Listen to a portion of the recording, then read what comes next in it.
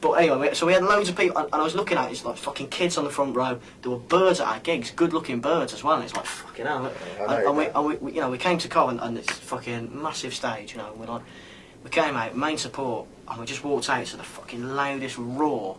Like that roar, I've still never heard anything like it that day, because I've played bigger gigs and there's been louder crowds, but I've never experienced like that fucking roar. That was the most important gig of the career. That was a pinnacle. That was the tipping point. It was a turning moment. That was Massive after that gig. Point. There was no fucking stopping us. And it's like, you know, fucking 7th. We realised it was working. We played the year before to 10 people. They forgot to open the tent, right? And we played there, and there was a couple of our mates and his mum. And fucking, that was pretty much it, you know, it's this fucking massive tent playing really good tunes to fucking no one. Well, same set. Yeah, and you know, we came back a year later, biggest turnout Godiva ever, fucking 7,000 turned up, they couldn't get in the tent, police lost control of the crowd, we got fucking slated for that as well. Fuck you West Midlands police for that, because we fucking calmed them down and you couldn't. And, yeah, fucking amazing. That's true, actually. It is. I was there. Well, you ran the thing. Do you remember the 50? Do you remember that old woman? 50-year-old woman. Yeah. Well, what about the lad holding off the bar? There's the lad 150 foot up, holding onto the bar doing chin-ups. And I'm looking at him thinking, he's got to stop it. And he's just looking at me going, this is fucking mate. Oh, shit, I've just come back from another wedding. Like that, I've got my suit on. It's too small for me. I'm sweating. I'm like that. You know, like, Jesus. And I thought going on after the Cribs would be a battle, because obviously they had 2 albums out and they were well known, and I thought it was a big show of faith. We fucking smashed it. From you lot, it was a big show of faith to say, here, you can go on before the Super Furry Animals. And as it turned out, after the festival, everyone was like, the Enemy should have gone on after the Super Furry Animals. But at the time... No, we shouldn't. No, but we shouldn't have. It Right, was perfect timing. But we really shouldn't have been there. It was beautiful being the underdog, though, and it gave, being the underdog gave us an edge, because we had something to prove. You know, we wanted to prove that we could... You know, at that stage we didn't know how big it was going to go. Like, it was sort of the turning point, and after that, you know, we needed to prove that day that we can come back next year and headline it, and we did. But it was like, you know, I think. Yeah, it was fucking. Well, we weren't in Cov enough. We weren't in Cov enough, so we didn't really realise how big it was getting in Cov. I think it was a big show of faith from you lot that you said, well, actually, you go on after the Cribs, because. From me sitting in my office in London and these lot being out on the road, we were thinking, well, fucking hell, we should be on well before them. Yeah. They've got 2 albums out, blah, blah, blah. But I tell you what, mate, that's the tipping point for us when we realised, because when you looked out at that crowd, there was every Tom, Dick and Harry out there from every corner of Cov. And there's gigs like that make you up your game. Like, we did Reading, like, not long after. And if I hadn't done Godiva, I don't know what the fuck I'd have done at Reading. You know, but as it was, we owned Reading because we'd buzzed off Godiva and we just fucking walked onto the stage at Reading and just went, oh, it's just like Godiva, isn't it? That was the one that was. I've got footage of that as well, but I've got no audio. That's a shame, because that gig was somewhat special in that tent. You were there, and there was electricity in that tent that I've never witnessed in my life, mate. I've never witnessed anything. And I've toured for 8 years all over the world, in all the festivals, and I've never... I think it's because obviously I'm involved in a band, but I've never, you know, got the electricity off that gig like that before. There's some gigs you do that feel like you're playing them, and there's other gigs that you do that feel like you're watching them, and that doesn't happen very often. But every now and then you have a gig, and it's like you've watched the whole thing and just fucking buzzed off it and just perfect, wasn't it? Yeah, like the crowd knew that they were as important as us at that point. You know, it was the perfect equilibrium of just sort of the crowd knew that they could make or break us. And they wanted to make us. Yeah, exactly. And that's a fucking beautiful thing. And I knew they could, you know, I knew it as well. And the fact that they were fucking cheering made me love them. And the fact that they knew that I fucking loved them made them fucking buzz off it even more. And it's just beautiful when you have a gig like that. Yeah, and I don't say this in an arrogant way or anything like that, and I mean it in the nicest possible way. But I agree with what Tom says there, and I think the crowd realised that the enemy wasn't really the enemy was Coventry. Yeah. And everyone in that tent was like, well, I'll tell you what, this is for every fucker that when I've been on holiday and gone, I'm from Coventry, people go, where's that? And it's like, you can slag Cov off all day if you're from the city. You can slag it off all day and it's shit and it's crap on a Friday night, there's nothing to do, you know, lads and knobs, birds, whatever. But when someone else slags it off, hold your fucking tongue, mate, you know, and that's Coventry for you. And that's what that tent was that day. It was like, well, I'll tell you what, we're all here and we're going to put Cov back on the map and everyone's going to go, yeah, fucking hell, so much going on in Cov, and there's respect there. And people knew that we were on that point of bursting through that bubble and just going, we're fucking here. You know what I mean? And that's what was going on in that tent that day, definitely. Do you think that coming from Coventry's, or in your case, sort of living in Coventry as your adopted home, has that an influence on the music you've made? Inevitably, yeah. I mean, you know, we weren't writing songs about Cov, sort of going, let's write songs about Cov. You know, we were writing tunes about our mates. But all our mates live in Cov and are affected by everything that happens in Cov. So Yeah, I mean, essentially we were writing about our life in Cov, you know, and every tune on that first album has got a bit of Cov in it. Do you know what I mean? The second album's a bit more worldly because we were fucking dying all over the place, but that first album is Cov. You know, it's tunes about birds that we've seen in clubs in Cov, you know, it's, you know, nights in scholars and, you know, fucking, just all sorts of stuff, do you know what I mean? Like the flat in Far Gosford Street that my ex used to live in, you know, that's all live and die in these towns, and it's all fucking... You're not alone, Peugeot. Yeah, exactly, yeah. It's Not Okay, which, you know, fucking, that was a bit of a turning point as well for the band, but that, you know, that fucking song was just about exactly what was going on in Cov, not to the city, because we weren't looking at the bigger picture at that point. We were just writing about our mates, do you know what I mean, and our family, and people were losing jobs. And yeah, I don't think it was like we'd drive around the country in a shit splitter and we'd have a mix CD and it'd be like King, the Primitives, a bit of, you know, the Specials, or, you know, and then there was some selection there. It wasn't so much like that, but we kind of knew the heritage of the bands from Cov, and we looked at the two-tone mantra and how it worked, and we respected it, you know. And obviously we all love the Specials, but I don't really see the influence of that music as such in the music. There's bits of there is bits and pieces. 40 Days and 40 Nights, you know, it had that little fucking offbeat sort of, yeah, you know, it had that feel, but I think it was more, you know, it's more about the sentiment than the actual music, you know. I think it's the soul in it, and the heart. If you take Enemy lyrics and Specials lyrics, you know, and it's, you know, it's completely accidental, but they're pretty much saying exactly the same thing 20 years on. It tells you that the place hasn't really changed that much, for better or worse. What the album artwork and stuff? Obviously, that's very Coventry. There's references all over the place. Like oh yeah. Whose idea was that?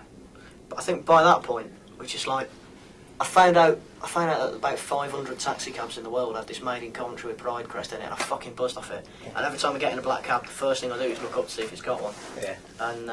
And so we put the Made in Coventry with Pride stamp in the inlay of the CD, and it was probably made in Korea, but the tunes were made in Cov, do you know what I mean? And but it was just sort of important. Everything. It was just important because we knew by that point, it's like, right, we're releasing an album and this is going to sell quite a lot.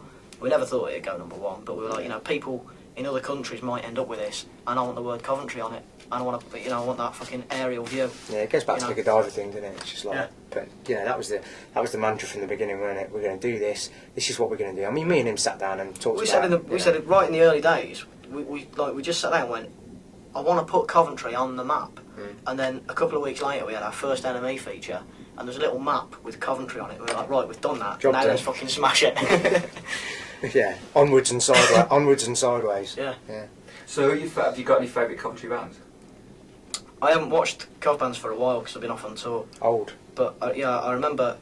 I've still got a CD of the Four Kings, Live Through the Bottom of a Glass. And I fucking wish they'd reform because it's fucking amazing. Liam was listening to that yesterday when I put it on his house. It's amazing. I love it. Yeah. It's like it's the sort of thing like there's some albums that I just go back to and it fucking just puts me in the same mood every time I listen to it. Like Abbey Road's one of them. Do you know what I mean? And Dark Side of the Moon. And I put it up there with them. I honestly fucking do. It's a brilliant album. But I don't know. They became Death by Misadventure, I think. And I'm not sure what they're up to now. I missed it. Half of them are Haunted by Humans and half of them are Rubens Kane or something. Right. Oh yeah, of course. Yeah. They need to reform and come on tour with us. That's what needs to happen. Well, it's on camera. You need to reform and come on tour with us. There you go. But there's loads. I I like stuff like, you know, like going back to even like the 60s, like Roger Lamis's band, Sorrows and stuff, which obviously he went on to do stuff with the guy at Badfinger and all that, I think, the stuff. But they were like a 60s band from Cov that I watched some of the stuff online when they were in Germany playing with like the Small Faces or the Creation or whatever, and they were like a dark 60s band, almost on the tilt of Joy Division at points. Like a bit of that, like very tribal, and I quite like stuff like that. And then stuff like King, you know, that 80s classic song, and Primitives, which for some reason I always thought Primitives were from California because it's got that SoCal feel about it. And then obviously the Specials and the Selector and stuff like that. Yeah. Other bands, do you have any influences at all on your music? Oh, everything. I mean, my record collection's fucking ridiculous. You know, my first introduction to music was classical, so there's a load of classical stuff that I love. I quite like a bit of jazz, not too much of it though. You know, and bang into my dance music, which really affected the way we wrote songs in the early days of the Enemy. but you know, I mean, David Bowie's just fucking probably my favourite songwriter, and you know, the stuff that people wouldn't expect. Like I love Frankie Goes to Hollywood. Like I can't help it, but every time I hear that tune, you know, and it's just fucking quality. You know, there's loads of stuff like even the stuff that people wouldn't admit to liking. You know, I fucking absolutely love Dire Straits. Me and Liam used to just drive around listening to Dire Straits. Yeah, proper. You know, like fucking stuff that guilty pleasures. Do you know what I mean? First vinyl I ever put on, Fine Young Cannibal. She Drives Me Crazy. Put it on. I thought I had it at the wrong speed because his voice was so high, and I was trying to slow it down. Couldn't work it out. But yeah, I just love all music. You know, I'm really like, I'm not narrow-minded about music at all. You know, I listen to pretty much anything. Yeah, I understand, to be honest. What do you think's your, I mean, both this is to both of you, what do you think your greatest achievement in music's been so far? I know when mine was. It was when we released It's Not Okay, limited edition. We only did 1,000 copies. We had to do more after that because there was demand, but those first 1,000 copies, and Radio 1 played it, and someone who hadn't spoke to me in ages, there was just like an old mate, just sent me a text out of the blue, just going, I've just heard your song, It's Not Okay, and the lyrics have made me just change the way I think about life. I've quit my job and I'm moving house, and you know I'm gonna sort stuff out. I was like, right, that's my lyrics have just changed someone's life. It doesn't matter that it's one person. Like that's fucking. At that point, you're like, fucking hell. That was the first time that ever happened. And that was, I sort of went, right, it doesn't matter if we've made it or not now, because we've made it. You know, if you change someone's life, that's fucking something to be proud of, isn't it? Yeah. I mean, for me, personally... Probably the operation. I've done, yeah, I mean... the time I went down the clinic. No, I don't talk about that. But, no, for me, personally, like, I've done a lot of stuff. I'm a tour manager, really, by trade, and I've travelled the world doing various bands, but the proudest moment for me was standing in the Coliseum the first time they'd sold it out. They'd only had one single out. Two things, actually. The getting the first single deal, which was obviously through Stiff, just getting an actual piece of physical material out from a band that I was involved management-wise with was an amazing feeling. Because I showed that I could actually do it, number one. And that I'd found a band that I believed in 100,000,000%, and that somebody else was buying into what I believed in. And the second one was the Coliseum, the first gig that we did at the Coliseum main room, and just seeing into the wise people's eyes and the fucking passion in that room was front to back. That was Pete Waterman, really. Yeah. Pete Waterman. I mean, you take a lot of credit for it, but Pete Waterman... To be fair, Pete's up there now and there's little strings on us and we're like that, aren't we? You know, I mean, the enemy is Pete. And I know... Even my dad moulds himself on Pete. He looks like Pete, and he's called Pete. Yeah. It's but unbelievable. I think, you know, the tunes sort of... You know, we wrote the tunes, but Pete sculpted most of it. And I think, you know, Pete styled us. I think if you'll find, on Tom's heart is a Stock Aitken and Waterman sticker. You're correct. And it just goes back to that. But let's leave it there. I don't want to give away too much. The secrets. You wear your Waterburn underpants again? No, he's actually in my pants. Final question. Just what's the plans for the future? What are you doing? We're going to sort of finish. We're going to wrap this album up with an amazing tour in sort of November, and we've been working our asses off. So I think after that we're probably going to take a month or a month and a half or something. I don't know. Maybe even just take till Christmas off, and then 2010 sort of. I mean, we're still writing tunes because you can't stop writing tunes, but you know, I think we're probably going to take Christmas off and then kick it off again with Enemy 3 on, you know, in 2010. And yourself, sir? For me, I'm just going to keep finding bands that I believe in 150% and putting good music out there. That's what I want to do. Music that I believe in from my heart, you know. And I've got a couple of new bands, Shines and Exit Khan, that I believe in massively. And that's what I do, you know. If I'm in music, then I'm in it for the right reasons. Putting out music that I believe in, starting with them, and I'm going to keep going. That was the first chapter. That's it. Cheers, good stuff. Okay. Thank you very much. Fucking boilers. Do you reckon parking ticket or clamp?